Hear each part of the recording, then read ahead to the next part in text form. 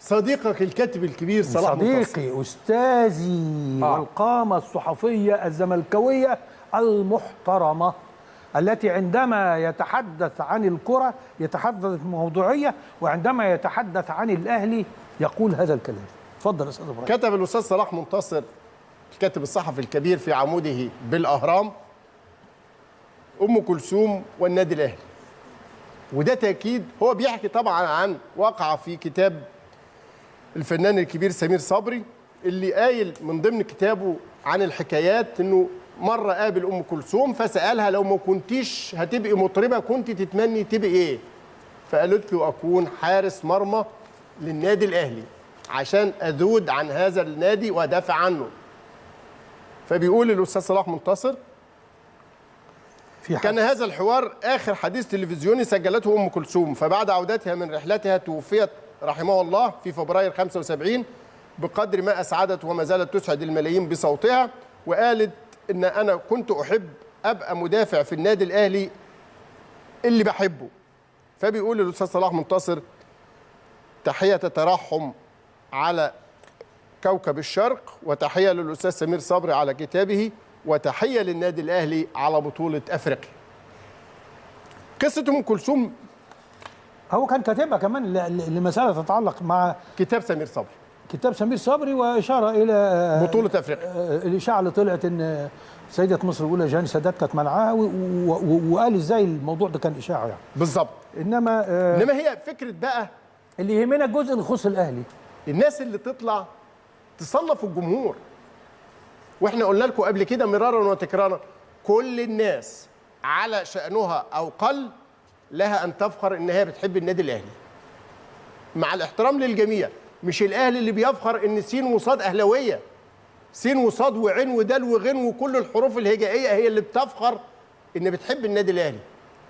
عشان كده ما وقفناش كتير مع اللي قال كلام زي ده، لكن اللي قال الكلام ده الأستاذ صلاح منتصر الكاتب الزملكاوي الكبير. أنت عايز تعرف علاقتها ابتدت بالأهلي إزاي؟ في يعني اتفضل. هو يعني الأستاذ رحمة الله عليه أستاذنا الكبير فكري أباظة حكى القصة دي. قال أم كلثوم أهلاوية متحمسة كانت تساهم في إحياء حفلات النادي الأهلي سنويا. أيوة. وكانت ترتدي الفستان الأحمر، تمسك بالمنديل الأحمر، وعندما أحيت حفل كبير لعام 56 تغني للنادي الأهلي كانت تغني أيضا بالفستان والمنديل الأحمر، شأنها شأن كل الحفلات. وفي عام 53 قرر النادي الأهلي في جلسته منح أم كلثوم العضوية الشرفية. شوف بقى كانت بتمنح لأسباب شكلها إيه؟ بسبب تمويلها بناء حمام السباح من إيراد حفلتين كانوا ليها على مسرح النادي الأهلي، وكان إيراد حفلها في النادي الأهلي 15,000 جنيه. كانت ترفض أن تتقاضى. دي هي مع فكري أباظة هي. فهي كانت يعني الست دي الحفلة بتاعتها كان بتجيب 15,000. بص، هم حفلتين جابوا 15,000. قالت دول بتوع حمام السباحه وانا مش هاخد حاجه. اهي ام كلثوم عضو شرف في الاهلي مدى الحياه.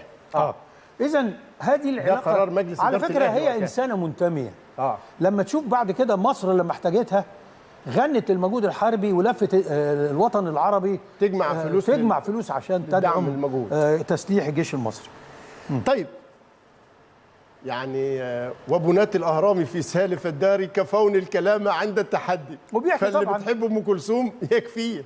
لكن كمان بصوا كل نجوم الطرب والنغم وكبار القمم المصريه ازاي كانوا بيحبوا النادي الاهلي وبيقدروه. انا بس القصه بتاعت منحها وسام الكمال لان من وجهه نظر فكري أباظة قال لنا وجهه نظر سياسيه عميقه جدا. كان في علاقه او متوتره علاقه الملك فاروق بالانجليز لدرجه انه مانعين ظهوره في الاعلام، يعني ما حدش يتكلم عنه. فمصطفى امين كاتب الصحفي الكبير كان عضو مجلس اداره النادي الاهلي بالمناسبه. مصطفى امين احد اهم العلامات البارزه في تاريخ الصحافه المصريه، اقترح فكره انه لما تيجي الملك يحضر حفله ام كلثوم في النادي الاهلي فهيظهر الملك والانجليز مش هيقدروا يمنعوا ظهوره. فظهر يا باشمهندس، دخل النادي الاهلي ومنح ام كلثوم وسام الكمال، وقالت بعد كده ما كان للكمال في مكايده للانجليز من خلال النادي الاهلي. اذا وقالت ام كلثوم ما كان للكمال ان يكتمل الا لان الحفل في النادي الاهلي. وبصوا بقى الايام الاخيره كان ذكرى رحيل الفنانه العظيمه الكبيره الراحله شاديه. فنانه شاديه كانت عضو في النادي الاهلي، ده هي عضو منتسب، ده كارنيه الفنانه شاديه عليها رحمه الله في عضويه النادي الاهلي. وده عبد الحليم حافظ. الكارنيه ده لقوه في الشارع. في سيده ماشيه في الزمالك، تصور. لقت كارنيه عبد الحليم حافظ عضويه الاهلي. دي الحاجات دي هتتحط في متحف يوما ما قريب باذن الله، والناس هتشوف النادي الاهلي بقى بكل اللي بنحكيه ده وبتاريخه. الحقيقه حاجه جميله جدا. وشاديه ورقمها 787 رقم شاديه بالمناسبه يا جماعه من اسره اهلاويه. عمة صديقنا العزيز خالد شاكر. طبعا خالته او عمته خالد شاكر اللي هو انشا اول رابطه لتشجيع النادي الاهلي، وهو الراجل موجود كان في جبهه انقاذ الاهلي، وهو موجود ربنا يديله الصحه حتى الان.